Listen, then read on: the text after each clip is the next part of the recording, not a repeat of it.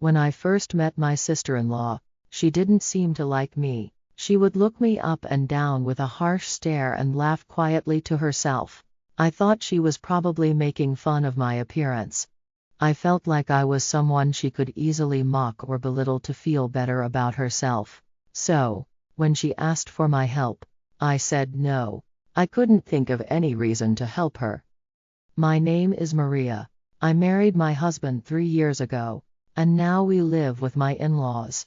My father-in-law died when my husband was still in school, so it's just me, my husband, my sister-in-law, Dorothy, and my mother-in-law living together. At first, we didn't plan to live with them. It was just my husband and me. But a year after we got married, my mother-in-law had an accident and hurt her leg. So, we decided to move in to help take care of her. Dorothy was already living at home, but my mother-in-law sadly told my husband that Dorothy was not helpful at all. Dorothy was single and spent her money going out to bars and clubs instead of helping her mother. It would have been nice if she at least helped her mom, but instead, she made things worse by maxing out credit cards, asking her mom for money, and leaving her to do all the housework even though her leg was hurt from the accident. I honestly think my mother-in-law is too lenient with her daughter. Dorothy is in her late 20s, but parents often feel they need to take care of their kids, no matter how old they are. That's why, even though my mother-in-law knows her daughter is unreliable, she feels she can't kick her out and lets her stay. I really didn't want to live with them. My mother-in-law is kind and gentle, but living together is hard, even with nice people. Most of all, I hated the idea of living with my sister-in-law. I wouldn't want to live with Dorothy even if someone paid me. I felt like she looked down on me from the start of our marriage. To put it simply, Dorothy is like a bossy friend who changes her group of friends one by one. I might sound childish for saying this, but I've always thought my sister-in-law was a mean person who used others for her own benefit. From the moment my husband introduced me to her, I felt she didn't like me. When she asked my name and I told her, she tried to hide a laugh. I'm 32 years old, but I think she laughed because she thought I was younger than I looked. She even said, "I thought you were about 40. You look so mature." This meant she thought I looked older than I really am. Since then, every time she saw me, she would comment on my clothes, mock my appearance, and laugh at me. She would say things like, "A grown woman over 30 wearing fast fashion? Oh my, or you seem out of touch. Were you homeschooled? You don't seem like you'd fit in with my fashionable friends." I'm not someone who cares a lot about fashion, and I know I don't stand out in my style. Just because Dorothy thinks I don't dress well doesn't give her the right to make fun of me. I do have a few friends, and I feel sorry for anyone who says they like me when they see me being ridiculed so much. I knew we didn't get along from the start, and things just seemed to get worse. Since she had this attitude, I decided it was best to avoid her as much as I could. I chose to ignore her instead of arguing or pointing out her flaws. Then suddenly, my mother-in-law needed help, and the idea of living together came up. I told my husband that I really didn't want to live with Dorothy, but then my mother-in-law called and asked if I would reconsider. She was 62 at the time and planned to move into a senior living facility with support services when she turned 65. In 3 years. My mother-in-law asked if we could please share a home until she moved into a senior living facility. Faced with her desperate request, I couldn't find the words to say no. Although living together was a big ask, I thought of it as a limited arrangement. This made me agree to the plan. So, my husband and I have been living with his mother and sister for 2 years now, with only 1 more year left. My mother-in-law is keeping her promise and is actively looking for supportive housing, so our living arrangement won't last forever. I feel a bit guilty, like I'm pushing her out, but she reassures me that this was her plan all along. She likely wanted to take her time organizing the house during these 3 years. Looking back, I feel guilty for not agreeing to live together from the start, but the thought of living with my sister-in-law was really unpleasant. I needed time to prepare for it, and living with her has been challenging. Even now, I struggle with our daily interactions. At the beginning, Dorothy was especially harsh. She complained about the food I cooked and constantly criticized my cleaning. My mother-in-law and husband would scold her for this, but she didn't seem to care. It felt like she viewed me not as her brother's wife but more like a servant or maid. For about a week, she blamed me for how I washed her clothes. She said, "You shrank my clothes because of the detergent you chose. They're all misshapen and unwearable now.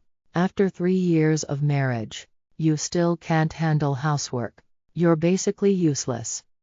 I wanted to tell her that the clothes shrank because she had gained weight, not because of me, but I didn't want to say something hurtful about her appearance, knowing how damaging those comments can be. So, I just said I'd be more careful next time and tried to end the conversation. But Dorothy isn't the type to forgive and forget. When my mother-in-law's friend visited, Dorothy laughed as she talked about how terrible I was at housework. My mother-in-law defended me, but Dorothy insisted there was no need and kept talking as if I were a useless appliance, not a human being or her relative.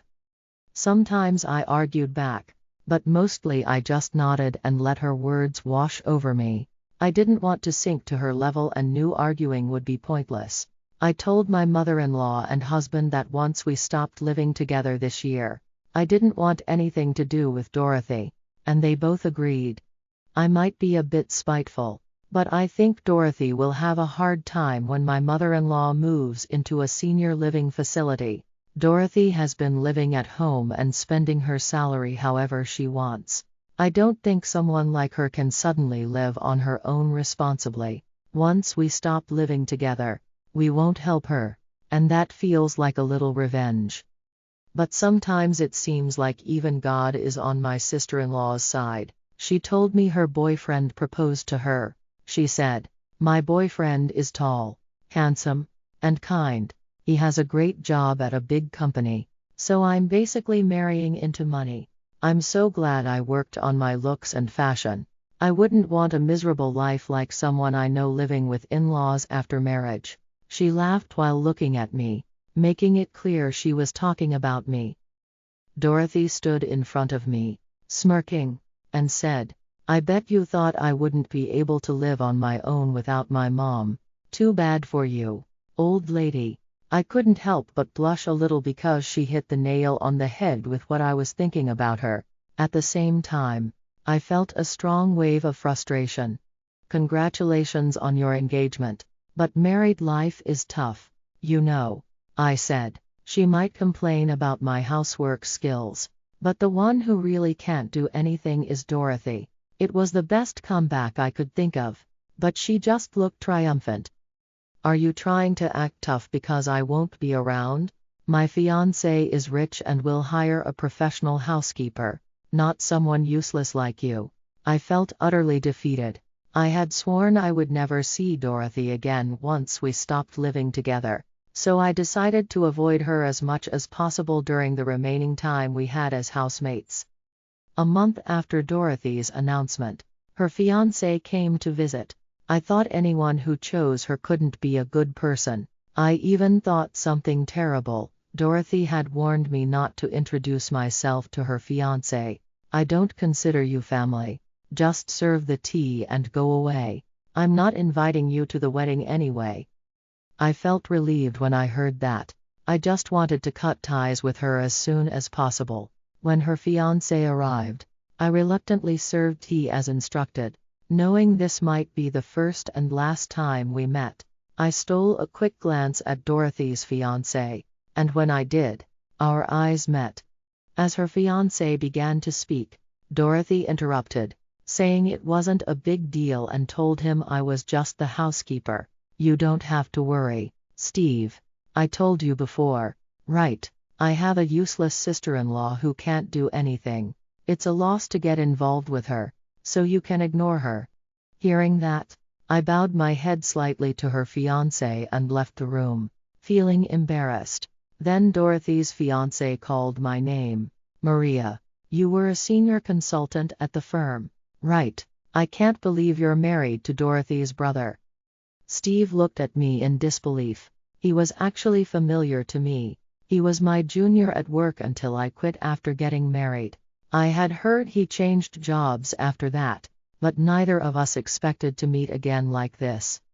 Dorothy, I've heard a lot about your sister-in-law before, but I never knew it was Maria. I thought she must be a terrible person since you've only said bad things about her. But we used to work together. I know who she is. Dorothy didn't seem to understand why Steve was upset. I started to feel anxious about how badly my character had been misrepresented. You two knew each other? Dorothy asked bitterly. Steve explained how we had worked closely together. I had helped him at work and even lent him money when his mother needed surgery. I felt it was natural to help him as a senior at work, especially since my grandfather had just passed away and left me some inheritance. I never thought he would feel so indebted to me, but I realized that the money must have been a real lifesaver for him. Maria was a true friend to me, and yet you treat her like a housekeeper, Steve said. I know you can be harsh, but I can't stand someone who treats people like this. I need to rethink this. Our engagement is off. With a cold stare, Steve told Dorothy he was breaking off their engagement and tried to leave. Desperate to stop him, Dorothy grabbed his jacket as he got up from the sofa. No, it's not like that. This is just how Maria and I communicate. We joke around a lot, right, Maria? Dorothy looked to me for help in a panic, but I could only shake my head. Sorry, I can't lie. Hearing this, Dorothy broke down crying. Why are you ruining my marriage? It's your fault the engagement is off. She yelled and raised her hand to hit me, but my husband rushed in to stop her. Still lashing out, Dorothy was slapped by my mother-in-law. It's not Maria's fault. It's yours. You've been harassing her and causing trouble all this time. I won't tolerate it anymore. It's your own fault the engagement is off. You need to take responsibility for your actions. You will leave the house by the end of the month. At that moment, my mother-in-law finally snapped and decided to cut ties with her own daughter. Mom, you're on Maria's side too? Dorothy asked her mother, staring at her in disbelief. You are not a child anymore. Take care of yourself, my mother-in-law said. She then bowed her head to Steve and returned to her bedroom. From the other room, we could only hear Dorothy sobbing. Steve told me he would be in touch soon, and then he left our house. My husband and I exchanged glances. Maybe it's time for us to start looking for a new home, I suggested. My husband nodded in agreement, and from that moment on, we decided to move on with our lives as if Dorothy didn't exist. 3 months passed, and my mother-in-law moved to a senior housing facility. We also moved to a place as close as possible to her and began the process of selling the family home. Dorothy stayed locked up in her room until the day we moved, but we couldn't leave her behind, so we packed her belongings into boxes and sent them to a storage unit.